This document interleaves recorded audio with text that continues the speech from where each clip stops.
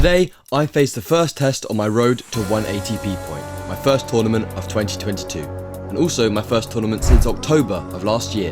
It's a British Tour event and it's being held in Edgbaston, so let's take a look at how it went. So, match day rolled around and I woke up nice and early at 7 AM. I left my room and walked down to breakfast. Physically, I didn't feel really tired at all, and for breakfast I had some yogurt, fruit, pieces of toast, some eggs and some baked beans. And of course I took some bananas for my match. Got to the venue for about 8:15 for a 9:30 AM start. We started off with some fun points in the boxes just to get warm after we'd done a physical warm-up. Then started hitting from the baseline, just trying to find some rhythm, find some depth. And as you can see, we also were a bit competitive.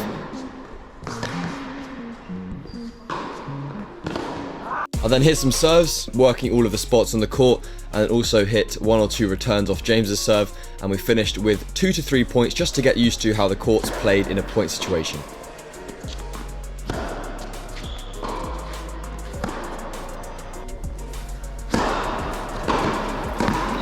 After our hit, James gave me some tips on how to play my opponent because he'd played him pretty recently.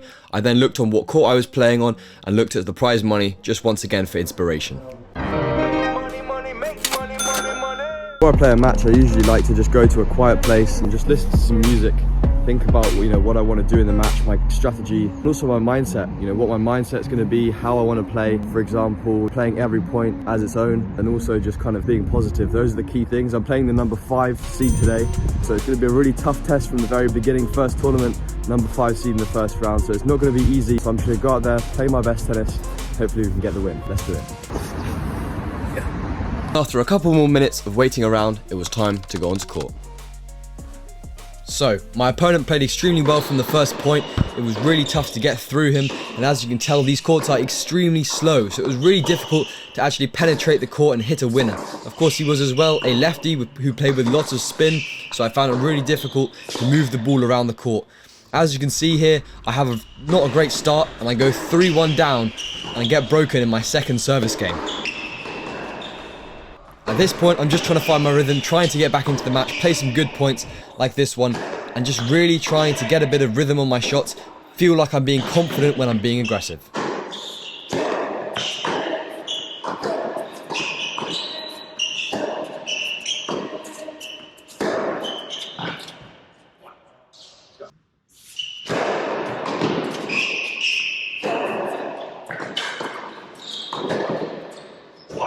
I ended up losing the first set 6-2 and was 5-3 down in the second set, down a break as well. I'm now serving here to stay in the match. I went up 40-love and then closed the game out at 40-15. Here I'm 30-love up at 5-4. And here's the longest rally of the match, 41 shots, an absolute battle to stay in it.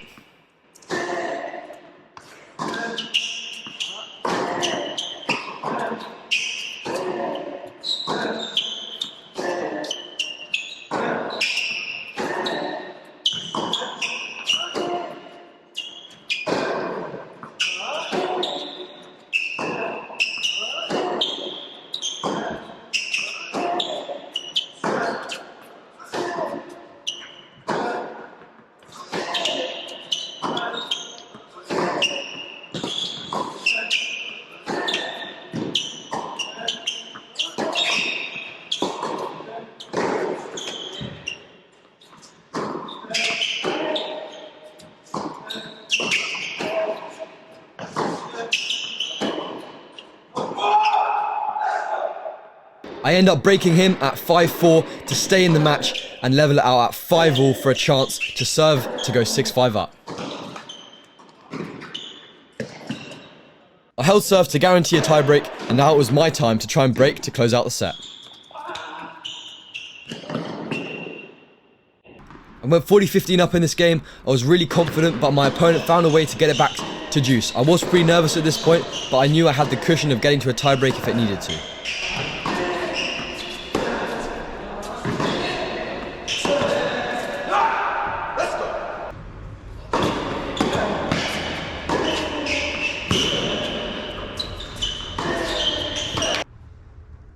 I had the chance here to go up the line and finish the set, but I didn't take it, and now what you're going to see is a battle between me and him to close out the set. Me playing a good point on the juice side, and then him winning the point on the ad side. This went back and forth about 4 or 5 times before I eventually closed out the set.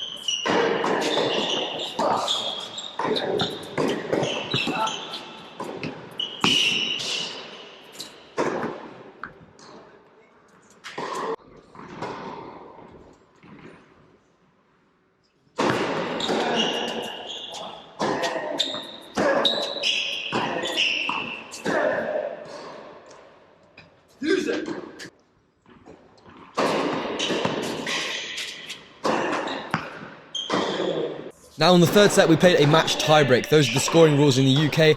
I know that's not what it is at Futures, but those are just the rules that we had. He had an extremely good start to the tiebreak, playing a really good solid point, which gave him a lot of confidence going into the next points. I then fought my way back to a 3-1 lead with a mini break, which was super crucial because I knew I would change ends at 3-all.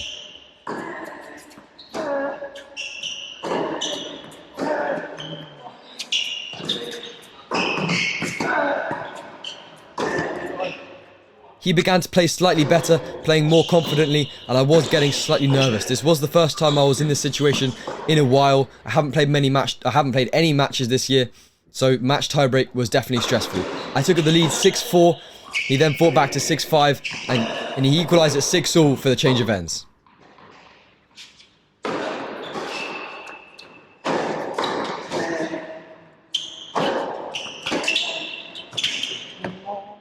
From now, I'll just let you watch. I think the tennis talks for itself. I was extremely nervous, and I think that the sloppy errors towards the end of this match is essentially what caused me to lose it. And after, I'll give you my rundown of what I thought happened.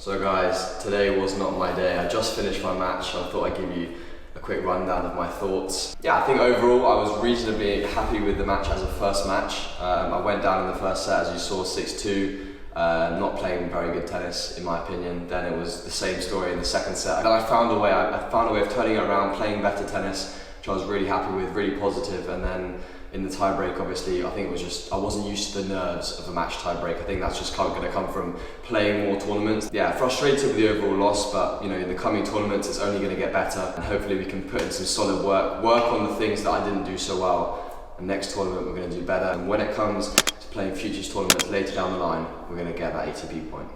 Relatively soon after the match, I like to do a cool down. I just lower the heart rate by jogging lightly for 1 to 2 minutes, and then do a mixture of stretching for all the muscle groups of the body. I then headed to the clubhouse to refuel after the match. Now, let's talk about money. During my journey in 2022, I also want to take you guys on my financial journey to get 1 ATP point. Let's have a look at the expenses for the first tournament. Money out was £210 and money in, £0. There are a few general tournament costs for each event. They include travel, tournament fees, accommodation, and food. Now this of course will change depending on whether it's abroad or in the UK. I'm going to be talking about money a lot more in next week's episode. Because some of you guys have been asking for it, I'm going to show you exactly what it costs to play tennis full time at the level that I do, and I'm also going to show you exactly to the penny how much my tournament next week in Scotland costs. As always, if you enjoyed the video, smash that like button for the YouTube algorithm, and I'll see you guys next time. Thanks to Biddy Badu and Dunlop Tennis for sponsoring this journey, and subscribe for more.